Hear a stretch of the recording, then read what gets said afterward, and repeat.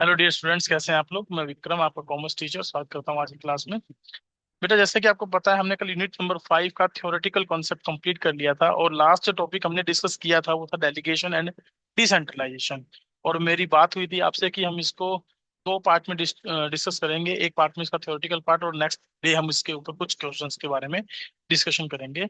Book रहेगी सुभाष देसाई की book, और इस बुक से हम नियर अबाउट 20 से 25 क्वेश्चन एक एक नंबर के डिस्कस करेंगे और एक दो केस स्टडी डिस्कस करेंगे कि किस तरीके का केस बेस्ड क्वेश्चन इस चैप्टर में से हमारा बेसिकली आता है। तो आपने होप्स कि पिछले सारे वीडियोस देख लिए होंगे इससे संबंधित, और चैप्टर को रिवाइज भी कर लिया होगा। और जो कल टॉपिक हमने डिस्कस किया था उस पर भी आपको दो लेक्चर मैंने प्रोवाइड किए थे, दोनों लेक्चर आपने अच्छे से समझ लिए होंगे कि भी डेलीगेशन क्या है, डिसेंट्रलाइजेशन क्या है, और इनमें क्या डिफरेंस है, या किस प्रकार से इनको हम जो है बिजनेस में इम्प्लीमेंट करते हैं। फॉर्मल इनफॉर्मल ऑर्गेनाइजेशन में कहीं अप्लीकेबल है या नहीं है, या इनफॉर्मल में अप्लीकेबल है, कहाँ पर अप्लीकेबल है, इस तरीके की बातें हमने इसमें डिस्कस की थी। तो उन्हीं से रिलेटेड कुछ क्वेश्चंस हैं जो मैं आपके साथ शेयर कर रहा हूँ। चलिए वन बाय वन करके क्वेश्चन डिस्कस करेंगे। मैं स्क्रीन शेयरिंग कर रहा हूँ आपके साथ।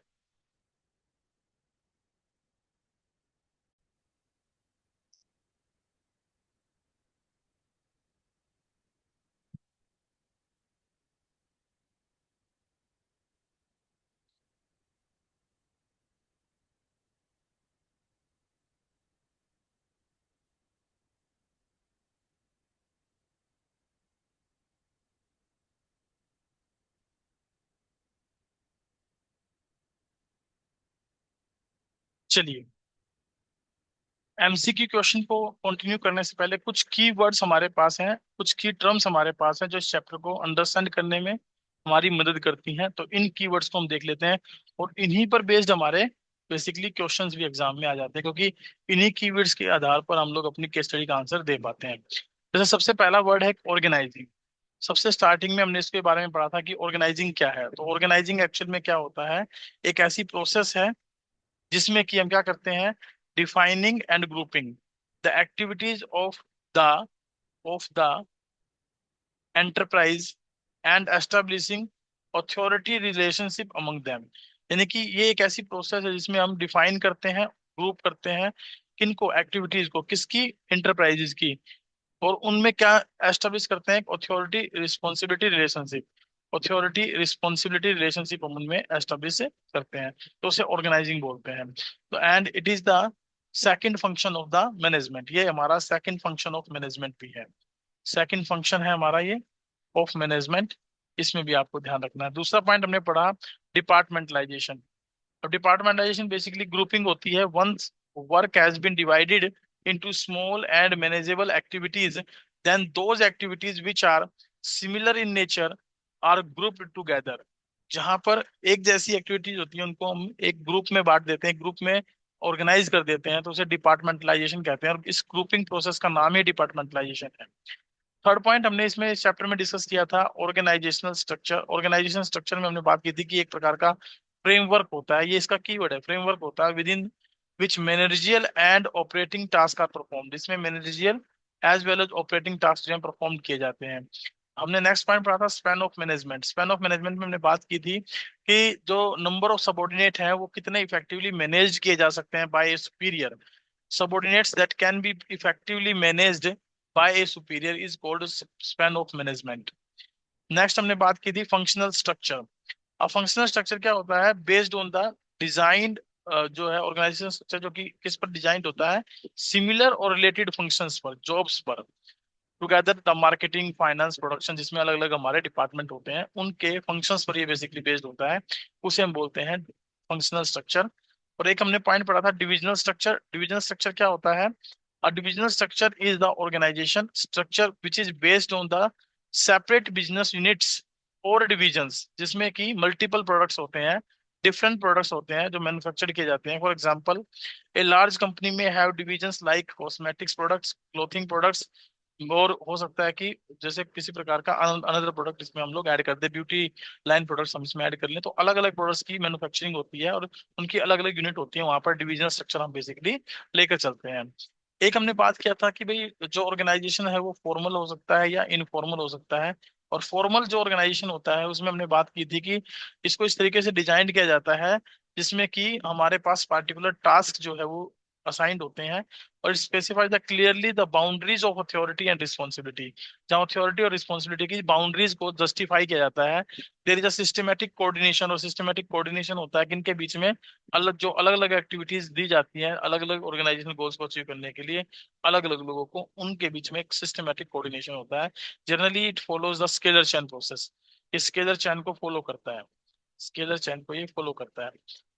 नेक्स्ट था इनफॉर्मल ऑर्गेनाइजेशन। अगर इसके बारे में बात करें तो ये एक क्या होता है, इसमें ग्रुप नॉर्म्स होते हैं। एक तो इसमें ग्रुप नॉर्म्स होते हैं, ग्रुप रोल्स भी होते हैं इसके अंदर, और यहाँ पर बहुत फास्ट कम्युनिकेशन होता है। कम्युनिकेशन जो है बहुत तेजी के साथ होता है। ये एक सोशल रिलेशंस का नेटवर्क है, पर्सनल एंड सोशल रिलेशन का नेटवर्क है, जिसके लिए किसी प्रकार की कोई गाइडलाइंस, कोई ड्यूटीज, कोई राइट्स नहीं होते। यहाँ पर किसी प्रकार की कोई अथॉरिटी रिस्पॉन्सिबिलिटी डिफाइन नहीं होती। ये स्पॉन्टेनियसली क्रिएट किया जाने वाला ऑर्गेनाइजेशनल स्ट्रक्चर होता है। इसे ग्रेप वाइन के नाम से भी जानते हैं, ध्यान रखिएगा। It is also known as grape wine. फिर हमने पढ़ा था डेलीगेशन। डेलीगेशन क्या होता है? डेलीगेशन मैंने बताया था मल्टीप्लाई बाय टू। ध्यान रखिएगा, मल्टीप्लाई बाय टू। जब हम पावर्स को दो से मल्टीप्लाई करते हैं तो उसे डेलीगेशन बोलते हैं, जिसमें सुपीरियर जो है वो अपने इमीडिएट सबऑर्डिनेट को पावर्स देता है किसी काम को करने के लिए, उसको रिस्पॉन्सिबिलिटी देता है, और साथ ही साथ उसकी अकाउंटेबिलिटी भी क्रिएट हो जाती है। It refers to transfer the authority from a superior to subordinate, the entrustment of responsibility, and the creation of accountability of for the performance, which helps a manager to extend his areas of operation। जिसमें कि जो manager है वो अपने areas को बढ़ा सके अपनी पावर्स को ट्रांसफर करने के बाद। नेक्स्ट हमने इसमें बात की थी अथॉरिटी के बारे में। इसके एलिमेंट पढ़े थे डेलीगेशन के तीन: अथॉरिटी, रिस्पॉन्सिबिलिटी एंड अकाउंटेबिलिटी। तो अथॉरिटी हमने बताया था कि एक प्रकार का राइट होता है, पावर होती है to take the decision, to command the subordinate and to take the action within the scope of his position. जो उसके पास पावर है उसके दायरे में रहकर वो कोई अगर एक्शन लेना चाहे तो एक्शन इसमें ले सकता है। देन रिस्पॉन्सिबिलिटी मैंने बताया था क्या होती है, कि it is a kind of obligation. अगर किसी को आप अथॉरिटी देते हो तो ऑब्लिगेशन साथ साथ ट्रांसफर हो जाता है। And properly perform the assigned duties, जिसमें हम जो असाइंड ड्यूटीज हैं उनको प्रॉपरली परफॉर्म करने के लिए ये एक ऑब्लिगेशन सबऑर्डिनेट को दिया जाता है। और मैंने आपको यहाँ एक रिलेशनशिप बताया था कि authority and responsibility should B equal. ये दोनों बराबर होनी चाहिए। अथॉरिटी ना तो ग्रेटर देन होनी चाहिए और ना ही लेस देन होनी चाहिए रिस्पॉन्सिबिलिटी से। अगर ग्रेटर देन होगी तो मिसयूज होगा, मिसयूज होगा, और लेस देन होगी तो वो इनइफेक्टिव बन जाएगा। वो इनइफेक्टिव बन जाएगा, जो मैंने जो सबऑर्डिनेट है वो प्रॉपरली काम को परफॉर्म नहीं कर पाएगा। उसके बाद हमारे पास थी अकाउंटेबिलिटी। अकाउंटेबिलिटी मैंने बताया था कि भाई ये इम्प्लाइज होती है, it can not be delegated, ये आंसरेबिलिटी होती है, और फाइनल आउटकम जो भी होगा असाइन टास्क का वो उसके लिए वो व्यक्ति जिम्मेदार होगा जिसने कि वो पावर दी थी किसी सबऑर्डिनेट को काम करने के लिए। वही व्यक्ति अकाउंटेबल रहेगा और कोई दूसरा व्यक्ति अकाउंटेबल नहीं होगा। तो accountability can not be delegated, ध्यान रखिएगा। Responsibility somehow can be delegated and authority can also be delegated. Decentralization last topic था इसमें हमारा, डिसेंट्रलाइजेशन। डिसेंट्रलाइजेशन होता क्या है? It refers to systematic delegation of authority through all the levels of management and in all the departments except that which can be exercised only at central points। तो उसे हम decentralisation बोलते हैं। Means जितनी भी पावर्स होती हैं, जितनी भी पावर्स होती हैं उनको आउटर एरिया में up to limit lower level तक डिस्प्रेड कर देना, स्प्रेड कर देना, क्या कहलाता है? डिसेंट्रलाइजेशन कहलाता है। यानी increasing the role of subordinates, decentralization कहलाता है। Decreasing the role of subordinate, centralization कहलाता है। तो डिसेंट्रलाइजेशन एक इंपॉर्टेंट कंसेप्ट है हमारा। ये सिस्टमैटिक डेलीगेशन ऑफ अथॉरिटी एक प्रकार से। डेलीगेशन में तो हम क्या करते हैं? मल्टीप्लाई बाय टू, तो यहाँ पर हम करते हैं मल्टीप्लाई बाय मैनी। इसमें करते हैं मल्टीप्लाई बाय मैनी। तो ये कई बार स्टेटमेंट हमसे पूछ लेता है, multiply by two and multiply by many, define these statements. तो आप इसमें डेलीगेशन को डिफाइन करेंगे मल्टीप्लाई बाय टू में, और इसमें डिसेंट्रलाइजेशन को डिफाइन करेंगे। आइए अब कुछ एमसीक्यू क्वेश्चन ले चलते हैं टॉपिक पर। सबसे पहला क्वेश्चन देखिए क्या है आपके सामने। Which of the following is not an element of delegation? आपको बताना है इनमें से कौन सा एलिमेंट ऑफ डेलीगेशन नहीं है, कौन सा एलिमेंट ऑफ डेलीगेशन नहीं है। तो मैंने और आपको डी बताया था, हाँ बताइए। सर डी जैसे पार्ट है इसका। डी पार्ट इनफॉर्मल ऑर्गेनाइजेशन, क्योंकि एलिमेंट ऑफ डेलीगेशन केवल कितने हैं? तीन। और मैंने आपको तीन। याद करने के लिए बताया था responsibility. ARA, accountability, authority, responsibility and accountability. Accountability. ठीक है, सेकंड क्वेश्चन पर चलते हैं। सेकंड क्वेश्चन देखिए क्या है। इट ठीक है। रेफर्स टू द राइट, एक राइट दिया है, it refers to the right to take decisions inherent in a managerial position. Inherent यानी एक मैनेजरियल पोजीशन में जो एक राइट होता है, और वो जो डिसीजन लेता है, उस डिसीजन को लेने के लिए एक राइट दिया गया है। To tell people what to do, लोगों को बताते हुए तुम्हें उन्हें क्या करना है, एंड एक्सपेक्ट, और उनसे एक्सपेक्टेशन रखना कि वो उसको परफॉर्म करेंगे। आइडेंटिफाई द कॉन्सेप्ट, बताइए अनीस कौन सा कॉन्सेप्ट होगा यहाँ पर? अथॉरिटी होना चाहिए। अथॉरिटी होना चाहिए, नहीं अथॉरिटी ही होगा, क्योंकि राइट है डिसीजन लेने का उन लोगों यस। को जो एक मैनेजर पोजीशन पर होते हैं, उनकी तरह ही डिसीजन लेने का राइट है, तो ये अथॉरिटी होगा हमारा, इसके लिए क्या होगा? अथॉरिटी। बिल्कुल ठीक। थर्ड वन देखिए, it arises from a superior subordinate relationship where in the subordinate is bound to perform the duty assigned to him by his superior and identify the concept. अब अगर, रिस्पॉन्सिबिलिटी। बिल्कुल, अगर किसी भी अनीस किसी भी पार्टिकुलर सबऑर्डिनेट को बाउंडेशन में बांध देते हैं, तो बाउंडेशन को रिप्रेजेंट करते हैं किससे? ऑब्लिगेशन से, और ऑब्लिगेशन का सिंपल मतलब होता है हमारा रिस्पॉन्सिबिलिटी। यस बिल्कुल। सर। तो यहाँ रिस्पॉन्सिबिलिटी कॉन्सेप्ट जो है वो बेसिकली डिस्कस हुआ, तो ये कीवर्ड्स हैं जो हमें आइडेंटिफाइड करने हैं, देखने हैं और समझने हैं, उसके अकॉर्डिंगली हमें आंसर देना है। फोर्थ वन देखिए क्वेश्चन, आइडल सिचुएशन बतानी है इनमें से कौन सी है, which one is the B ideal? Part. बिल्कुल, बी जो है हमारी आइडल सिचुएशन होगा, मैंने आपको बताया था, जहाँ authority and responsibility should B equal, equal. Equal होनी चाहिए। अगर ग्रेटर देन और लेस देन होंगी तो हमारा वर्क कहीं ना कहीं हैम्पर्ड होगा, प्रॉपरली जो है काम नहीं हो पाएगा, ऑर्गेनाइजेशन गोल्स को हम अचीव नहीं कर पाएंगे। फिफ्थ वन पर चलिए, फिफ्थ वन क्या है देखिए, for delegation to be effective, इसको इफेक्टिव बनाने के लिए, delegation to be effective, it is essential that responsibility should be accompanied with necessary. अगर, अथॉरिटी। बिल्कुल, अगर रिस्पॉन्सिबिलिटी हमने किसी को दी है तो वो अकम्पनीड होनी चाहिए, उसके साथ जुड़ा होना चाहिए क्या? अथॉरिटी जुड़ी होनी चाहिए। अगर अथॉरिटी नहीं होगी तो वो अपनी रिस्पॉन्सिबिलिटी को इफेक्टिव वे में कंप्लीट नहीं कर नहीं। पाएगा। चलिए नेक्स्ट देखिए क्या है एक बार, decentralisation explain the manner, decentralisation explain the manner means method in which decision making authority is pushed down का मतलब होता है खींचना, नीचे की तरफ खींचना। पुश डाउन मतलब नीचे खींचना, हम्म। नीचे खींचना द ब्लैंक। अब यहाँ पर हमें इसको फिल इन द ब्लैंक्स को कंप्लीट करना है। देखिए डिसेंट्रलाइजेशन जो होता है वो इस तरीके से एक्सप्लेन किया जाए, इन विच जो डिसीजन मेकिंग अथॉरिटी है इज पुश डाउन द, तो ये किसको किसको नीचे तक ले जाती है? हमारी पावर्स को up to the lower level. किसको ले जाती है? Up to the lower level. तो इसमें अगर हम बात करें तो देखिए हमने एक स्केलर चैन कॉन्सेप्ट पढ़ा था, यस सर। है ना, स्केलर चैन कॉन्सेप्ट पढ़ा था, और उस स्केलर चैन में हमारे पास क्या था? टॉप लेवल, मिडिल लेवल और लोअर लेवल, तीन लेवल पर हमारी पावर्स जो है डिस्ट्रीब्यूटेड होती हैं। मेजरली तो हम्म। टॉप से मिडल, मिडल से लोअर। तो जो powers up to lower level तक डिस्ट्रीब्यूट कर दी जाए, तो वहां पर हम डिसीजन मेकिंग अथॉरिटी को नीचे तक क्या कर रहे हैं? पुश कर रहे हैं। तो in the terms of decentralization हम ये कहेंगे, increasing the role, push down the scalar chain up to lower level, scalar chain up to lower level. तो स्केलर चैन को नीचे तक ले जाना ही, या जो डिसीजन मेकिंग अथॉरिटी है उसको नीचे तक पहुंचाना ही बेसिकली डिसेंट्रलाइजेशन होता है। तो यू विल राइट हेयर कि भाई हम यहाँ लिख सकते हैं, क्या लिख सकते हैं? Push down up to the lower level, up to the lower level of chain of command, chain of command, जो चेन ऑफ कमांड है हमारी ये, इसको लोअर लेवल तक नीचे खींच देना हमारा क्या कहलाएगा? डिसेंट्रलाइजेशन कहलाएगा।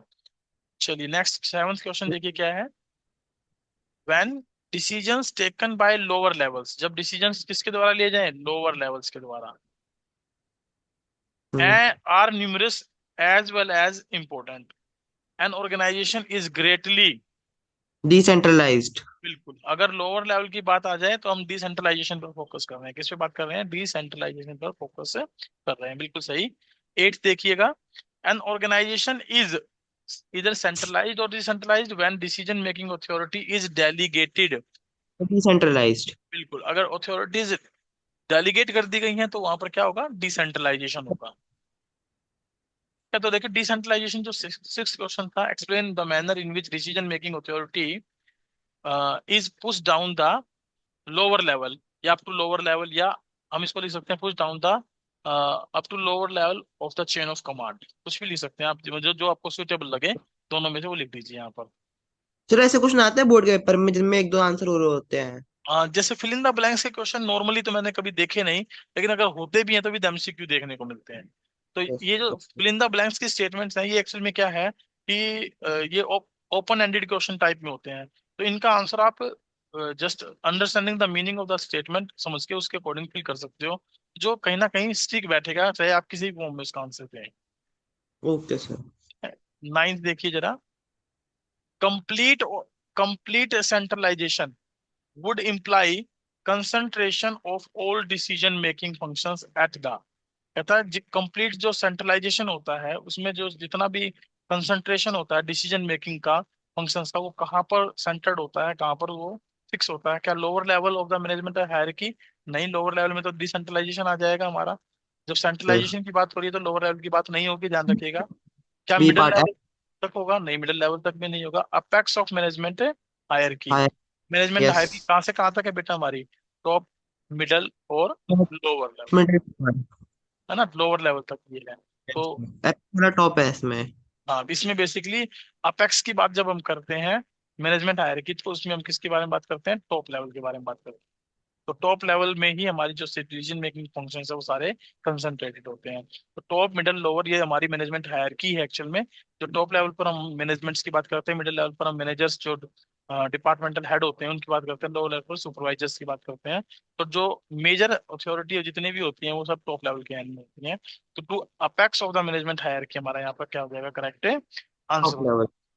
चलिए, अब a manager must delegate authority, कहता है ए मैनेजर, एक मैनेजर को डेलीगेट करना चाहिए अथॉरिटी को इफ अब देखिए ये ओपन एंडेड क्वेश्चन है।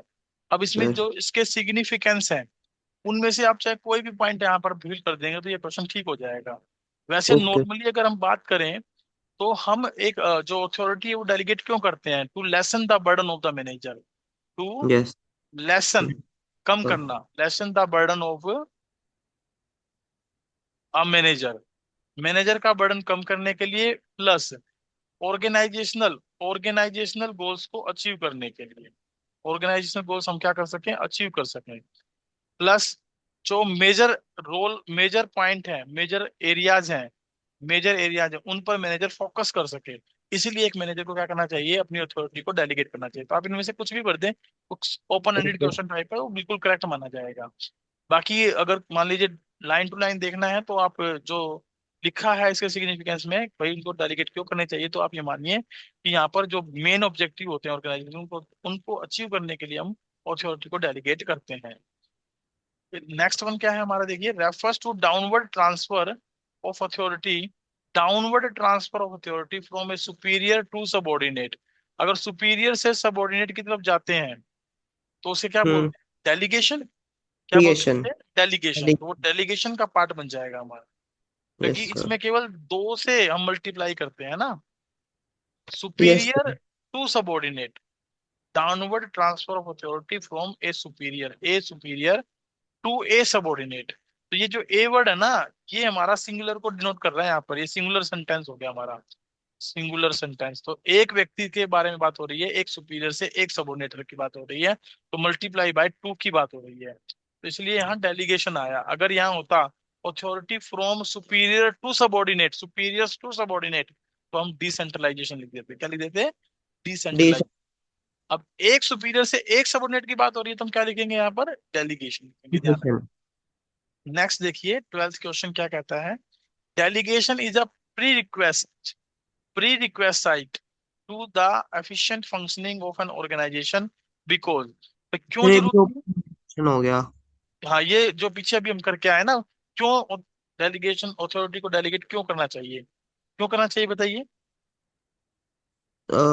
Sir to lessen the burden on the manager. हाँ, इनमें से कुछ भी आप फिल कर दें, कुछ भी आप फिल, जो मैंने ऊपर डिस्कस किए ना ये पॉइंट, इनमें यस से सर। आप जो मर्जी फिल करते हैं, ये वाले जो पॉइंट हमने डिस्कस किए हैं इनमें से कोई भी पॉइंट आप डिस्कस करते हैं यहाँ पर फिल कर सकते हैं, ठीक है ना? सर। चलिए नेक्स्ट 13 पर चलते हैं। Delegation does not mean abdication, what does it mean? अब यहाँ पर देखिए, एब्डिकेशन मैंने बताया था कि छोड़ना या त्यागना। Abdication yes. होता है छोड़ना या त्यागना। अब क्या त्यागेगा यहाँ पर देखिए जरा।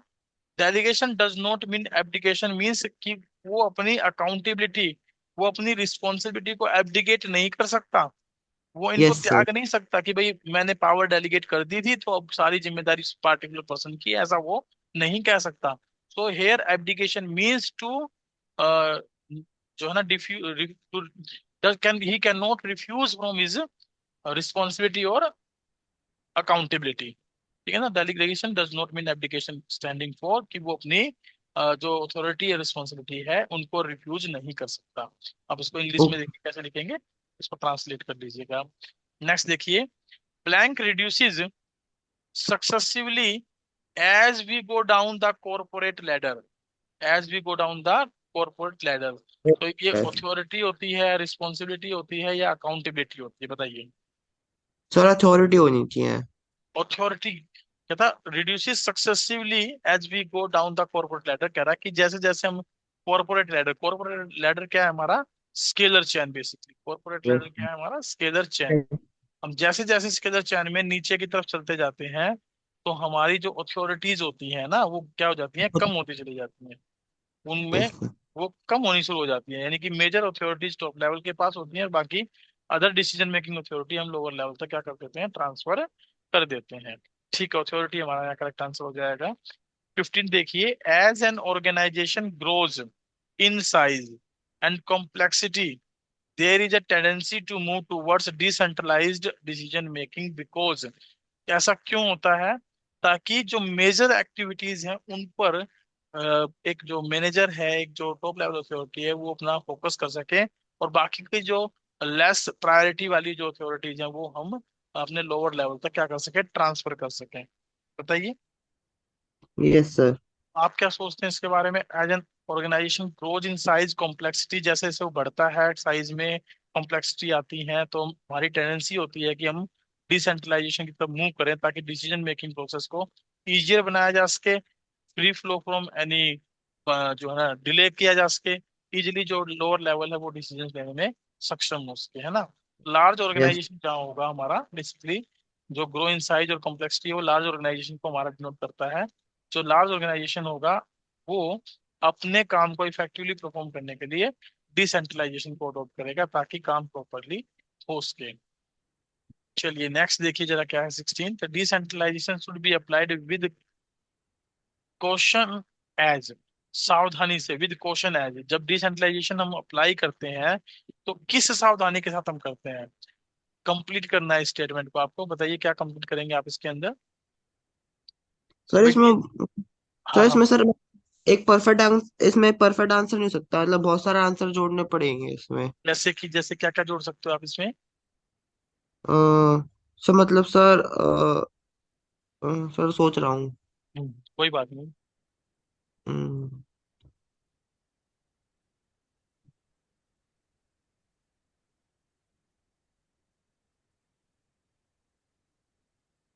सर समझ नहीं आ रहा कैसे लिखूं इसका आंसर। देखो, अगर मैं इसकी बात करूँ तो देखिए, हम ये पूछ क्या रहा है हमसे, decentralization should be applied with caution as, सावधानी है इसका मतलब, एक्चुअल में क्या है, सावधानी। हाँ, नहीं कि वो भाई तो किस पता। सावधानी के साथ हम जो है ना इसको अप्लाई करें, डिसेंट्रलाइजेशन को किस किस किन बातों का हमें ध्यान रखना चाहिए। तो ध्यान रखिएगा, हमें डिसेंट्रलाइजेशन को इस तरीके से इम्प्लीमेंट करना चाहिए ताकि वहां पर किसी भी प्रकार का कोई कन्फ्लिक्ट ना क्रिएट हो, कन्फ्लिक्ट क्रिएशन ना हो किसी प्रकार ना, वहां पर इंटीग्रेशन बना रहे, लोगों की भावनाएं जो है एक दूसरे के साथ जुड़ी रहे, वो कोऑर्डिनेशन कर सके, एक दूसरे को कोऑर्डिनेट कर सके, या फिर जो है वो अपने ऑब्जेक्टिव्स को अचीव करने के लिए सेम डायरेक्शन में काम कर सके, even though they have the authority to take the decisions, but उसके बावजूद भी वो उनके बीच में एक ऐसा कोऑर्डिनेशन बना रहे कि वो अपने ऑब्जेक्टिव को प्रॉपरली क्या कर सके, अचीव कर सके। तो हम ये इस तरीके की बातें इसमें लिख सकते हैं। बाकी जो है एक बार इसको आप बुक से इसको पढ़िएगा और उसमें एक स्पष्ट लाइन हमें मिलेगी तो वहां पर वो लाइन आपको इसमें फिल कर देंगे। Okay sir. चलिए नेक्स्ट देखिए क्या है, in a decentralised organisation there is no need for supervision over the activities of a subordinate. ये तो गलत सर बात है। फॉल्स है, सर फॉल्स है। भाई सुपरविजन तो चाहिए ही चाहिए होता है, बिना सुपरविजन के अगर हम सबऑर्डिनेट की एक्टिविटीज को सुपरवाइज नहीं करेंगे तो डिसेंट्रलाइजेशन बेशक से कर दिया हो, लेकिन हम अपने ऑब्जेक्टिव्स को प्रॉपर्ली अचीव नहीं कर सकते। तो ये एक फॉल्स स्टेटमेंट है। कैसी स्टेटमेंट है ये? एक फॉल्स फॉल्स। स्टेटमेंट है। ठीक है, चलिए 18 पर चलते हैं। Decentralization is least or greatest when checking required on the decision taken by lower levels of management is least। तो आपको ये बताना है कि भाई जो डिसेंट्रलाइजेशन होता है वो लीस्ट और ग्रेटेस्ट, कम होता है या ज्यादा होता है when checking required on the decision taken by lower level of the management is least। इतने आंसर ही फिल करके दीजिए, मुझे ऐसा लगता है कि sir great. Decentralization lower taken by lower levels is management is least। देखो क्या कहता है, checking required on decisions taken by lower levels of management is least. मतलब सर कम चेकिंग रिक्वायर्ड होती है जो वो लेते हैं, मतलब जो भी वो डिसीजन हाँ, लेते हैं तो तो वहां ग्रेट पर, की तो। हाँ तो डिसेंट्रलाइजेशन ऐसा कब होगा? जब डिसेंट्रलाइजेशन ग्रेटेस्ट होगा, ग्रेटेस्ट होगा, यस सर। है ना। ज्यादा से ज्यादा डिसेंट्रलाइजेशन करेंगे तो कम से कम चेकिंग की हमें क्या होगी, when checking required on decision taken by lower level of management is least. तो जो management lower level of management है उनके द्वारा लिए गए डिसीजंस की चेकिंग की रिक्वायरमेंट कम से कम रहेगी जब डिसेंट्रलाइजेशन हम ज्यादा से ज्यादा कर देंगे, कर लेंगे, यस है सर। ना। 19th क्वेश्चन देखिए क्या है। In a decentralised organisation one of the challenges in the accountability of performance in response to this challenge better control system are being evolved by the corporate enterprises। Name the two such control system. आपको कोई तो control system बताने हैं, तो बताइए कौन कौन से कंट्रोल सिस्टम हमने पढ़े हैं यहाँ पर। अब यहाँ पर देखिए कंट्रोल सिस्टम अगर हम बात करें तो ऑर्गेनाइजेशन के अंदर हमारे सर टॉपिक का पार्ट तो है नहीं है कि भाई कंट्रोल यस। सिस्टम कौन कौन से हैं। अदरवाइज हम बात करें ना कंट्रोल सिस्टम में तो बहुत सारे कंट्रोल सिस्टम, जैसे बजटरी कंट्रोल सिस्टम होता है। जैसे यस।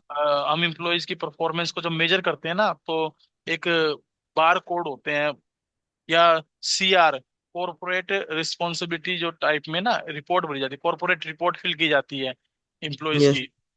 तो ये जो है वैसे तो हमारे इसका टॉपिक का पार्ट तो नहीं है, लेकिन आप इसमें फिर भी अगर आंसर फिल करना चाहें तो ये कह रहा है in decentralised organisation one of the challenge is the accountability of performance. एक हमारे सामने एक चैलेंज रहता है अकाउंटेबिलिटी का, भाई कौन अकाउंटेबल रहेगा।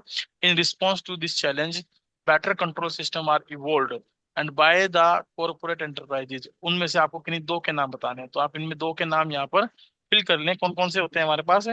तो बैलेंस स्कोरकास्ट और एक एमआईएस और एक corporate report. CR corporate report, MIS management information system, और एक बार स्कोर कार्ड, बार score, balance. Balance balance. Score. हाँ बैलेंस स्कोर कार्ड बोल देते हैं इसको, बैलेंस स्कोर कार्ड। ठीक है, तो ये हमें इसमें बेसिकली में फिल कर लेना है। नेक्स्ट देखिए क्या है, सेंट्रलाइजेशन रेफर्स टू। सेंट्रलाइजेशन क्या बताता है हमें? सेंट्रलाइजेशन क्या बताता है? Retention of decision making authority. जो हम्म। डिसीजन मेकिंग अथॉरिटी होती है उसको रिटेन करना, या yes creating sir. Division as a profit centre, या फिर no. Dispersal of decision making authority. Dispersal तो नहीं होता इसके अंदर। होता है। हाँ, ओपनिंग न्यू सेंटर और ब्रांचेस भी नहीं होता है ना। तो सर रिटेंशन है। क्या कर लेंगे हम लोग, रिटेन कर लेंगे पावर्स को, सिंगल हैंड में अपने हाथों में रिटेन कर लेंगे। चलिए आगे चलते हैं। Which of the following is not an element of process of delegation. अब डेलीगेशन की प्रोसेस का इनमें से कौन सा एलिमेंट नहीं है? क्या ऑब्लिगेशन क्रिएट होता है? होता है। Yes freedom sir. Freedom from responsibility होती है? नहीं होती। ओके। अथॉरिटी देते हैं? देते हैं। ड्यूटीज सर असाइन करते हैं? करते हैं। Yes sir. भाई जब ऑब्लिगेशन क्रिएट हो रहा है और फ्रीडम फ्रॉम रिस्पॉन्सिबिलिटी, दोनों बातें सेम है, कॉन्ट्रा कर रहे हैं। या तो क्रिएशन यस। ऑफ ऑब्लिगेशन होगा या फ्रीडम फ्रॉम रिस्पॉन्सिबिलिटी होगा। तो ये इसका एलिमेंट नहीं है। इसने पूछा था नहीं है बताओ, नॉट एन एलिमेंट। तो freedom from responsibility is not an element of the delegation process. चलिए नेक्स्ट क्या है हमारे पास देखिए। A manager has kept all right of decision making with himself. अगर सारी की सारी पावर खुद रखेगा तो सेंट्रलाइजेशन की बात हो रही है। Yes sir. Centralization, each and every employ has to come to him for orders again and again. Order लेने के लिए आना पड़ता है। Concept of management not followed by manager. कौन सा कॉन्सेप्ट फॉलोड नहीं हो रहा है, क्या बताना कौन सा कॉन्सेप्ट फॉलो नहीं हो रहा है। देखिए वैसे तो सेंट्रलाइजेशन है यहाँ पर, लेकिन अगर बार बार सर एम्प्लॉय को आना पड़ रहा है तो हमारे पास दो कॉन्सेप्ट है। एक तो है डेलीगेशन, और एक डिसेंट्रलाइजेशन। और एक डिसेंट्रलाइजेशन। तो अगर हम्म। यहाँ पर हम बात करें सारी पावर्स एक ही व्यक्ति के हाथ में है, वो सारे डिसीजन खुद ले रहा है, तो उसे चाहिए कि वो पावर्स को डेलीगेट कर दे या यस। डिसेंट्रलाइज कर दे। लेकिन अगर एक ही मैनेजर की बात हो रही है, एक मैनेजर की बात हो रही है, तो वो किसको इग्नोर कर रहा है यहाँ पर? डेलीगेशन को। एजुकेशन को। या अगर हम लिख देते मैनेजर्स ऑफ या managers have kept all right of decision making, तो हम यहाँ डिसेंट्रलाइजेशन भी लिख सकते थे, लेकिन फिलहाल डेलीगेशन आ जाएगा। ठीक है। सर। चलिए 23rd देखिए क्या है। A manager of is of view that he is not responsible for equality of work what he delegated to his subordinate। क्या ऐसा वो कर सकता है? No sir. क्यों? क्योंकि क्यों? रिस्पॉन्सिबिलिटी और अकाउंटेबिलिटी दोनों की दोनों ट्रांसफर नहीं हो सकती। हालांकि रिस्पॉन्सिबिलिटी केवल इतनी ही होगी कि जो काम उसने किया है तो वो व्यक्ति उस मैनेजर के लिए तो रिस्पॉन्सिबल होगा, बट मैनेजर जो है ओवरऑल रिस्पॉन्सिबल रहेगा उसके द्वारा किए गए काम के लिए। तो हमारा आंसर यस। होगा, we are not agreeing with this viewpoint. 24, name the concept of management which helps a manager to extend his area of operations, as without it his activities would be restricted to only what he himself can do। तो delegation आ जाएगा। Yes sir. हमने क्योंकि ये sir रहे। यहाँ पे हम manager की बात कर रहे हैं ना, यहाँ पे बिल्कुल एक ही manager की बात कर रहे हैं इसलिए। बिल्कुल बिल्कुल हम सिंपली बात कर रहे हैं कि भाई वो अपना एक जो मैनेजमेंट है उसमें एक मैनेजर जो है वो रेस्ट्रिक्टेड रह जाएगा, जो उसको काम दिया गया वहीं तक। Yes sir. ओवरबर्डन मतलब वो महसूस करेगा। फिर 25th क्या है? It determines the superior subordinate relationship within the superior communicates his decisions to the subordinate except expecting compliances from him. Identify the concept. बताइए कौन सा कॉन्सेप्ट हमारा जाएगा? अथॉरिटी होगा। हाँ, सुपीरियर सबॉर्डिनेट रिलेशनशिप की जब बात करते हैं तो उसमें हम बेसिकली उनको क्या करते हैं भाई? सुपीरियर कम्युनिकेट करता है decision, his decision to subordinate excepting compliance from him. Identify the concept. तो अथॉरिटी की बात यहाँ पर बेसिकली हम कर रहे हैं भाई, अथॉरिटी के कम्युनिकेशन की बात यहाँ हो रही है कि अथॉरिटी को वो कम्युनिकेट कर रहा है ना। यस चलिए, सर। ये थे हमारे कुछ क्वेश्चंस। ये कुछ केस स्टडी दी गई हैं जिनको आपको सेल्फ रीडिंग करनी है, समझना है, पढ़ना है। अगर किसी प्रकार की किसी केस स्टडी में आपको लगता है कि सर ये मुझे समझ में नहीं आई, विद आंसर समेत दिए गए हैं, तो इनको एक बार पढ़ना है। और देखिए, केस स्टडी को पढ़ने का तरीका मैंने आपको बताया। पहले क्वेश्चंस को रीड करें, क्वेश्चन को समझें, क्वेश्चन में क्या पूछा गया है, उसके बाद आप केस स्टडी को रीड करें अगर आपको लगता है तो। ठीक है ना? Yes sir. ये कितनी केस स्टडी है? 5-6 केस स्टडी हमारे पास है, तो इन 6 केस स्टडी को आप अच्छे से रीड कर लीजिएगा। ये मैं वन बाय सर। वन मैं दोबारा से एक बार स्क्रॉल कर देता हूँ ताकि आप इसको पोज करके समझ सकें, देख सकें। अगर आपके पास बुक है तो कोई दिक्कत वाली बात इसमें है ही नहीं। तो यहाँ तक हमारी यूनिट नंबर जो है वो 5th कंप्लीट हो गई। Unit number 5th। तो अब यस तक सर। हमने क्या क्या पढ़ लिया? 5 यूनिट में पहली यूनिट हमारी कौन सी थी? Nature and significance of. Management. दूसरी हमने क्या पढ़ी? Principles of principle of management. Management. तीसरा हमने क्या पढ़ा? Environment. Business environment. Fourth one हमने पढ़ी। प्लानिंग। और 5th वन हमारी कौन सी थी? ऑर्गेनाइजिंग। ऑर्गेनाइजिंग। अब नेक्स्ट जो यूनिट हम स्टार्ट करेंगे वो कौन सी होगी? विंग। स्टाफिंग। ठीक है, तो स्टाफिंग को हम कंटिन्यू करेंगे, लेकिन कल जो है हम इसके ऊपर कोई क्लास नहीं रखेंगे। कल हम एक टेस्ट रखेंगे, और उस टेस्ट में आप ऑर्गेनाइजिंग का जो चैप्टर है वो अच्छे से तैयार कर लेना। तो इसी पर एक 30-35 नंबर का मैं आपको टेस्ट बनाकर शेयर कर दूंगा, उसको आप अटेम्प्ट करके देखना कि आप उसमें कितना अटेम्प्ट कर पा रहे हैं। और अगर किसी क्वेश्चन के आंसर में डाउट होगा तो मैं आपको साथ साथ आंसर भी शेयर कर दूँ उसके लिए। ठीक सर है। टेस्ट का होगा या फिर उसका होगा मार्केटिंग वाले चैप्टर का? कल तो रखेंगे केवल ऑर्गेनाइजिंग का। कल। शाम को ही ना सर? शाम को ही रखोगे ना? बताओ कब रखें, आप समय बता दो मुझे। जब भी आप सर फ्री, मैं उसी वक्त आपको शेयर कर दूंगा। तो शाम को ही रख लेंगे। बताओ 7 to 8 कर दें? यस सर, 7 to 8 ठीक है। तो इसमें 60 मिनट्स हो गई, तो नियर अबाउट 25 मार्क्स का टेस्ट हम रखते हैं। ठीक है ना? Okay sir. तो इस दौरान आप इसको परफॉर्म करके देख लीजिएगा। और इसमें जो ये हमें ना सेल्फ असेसमेंट टेस्ट दिए गए हैं सुभाष सर की बुक में 5, तो उनमें जो यस। ऑर्गेनाइजिंग से रिलेटेड क्वेश्चंस हैं उनको एक बार जरूर आप करके देख लेना। Okay sir. चलिए ठीक है, थैंक यू वेरी मच। अगर कोई डाउट है, कोई बात पूछना चाहते हो तो आप पूछ सकते हो, अदरवाइज हम क्लास को वाइंड अप करें। Yes sir, wind up. Yes sir. चलो ठीक है बेटा, थैंक यू वेरी मच। और क्लास के लिंक को एक बार अपने दोस्तों के साथ जरूर शेयर करते हैं। हो सकता है कि भाई किसी जरूरतमंद को इन क्लास की जरूरत हो और वो इनको देखकर अपना सिलेबस कंप्लीट कर पाए धीरे धीरे। Okay sir. Okay, thank you very much, bye bye, take care. Okay sir, bye sir.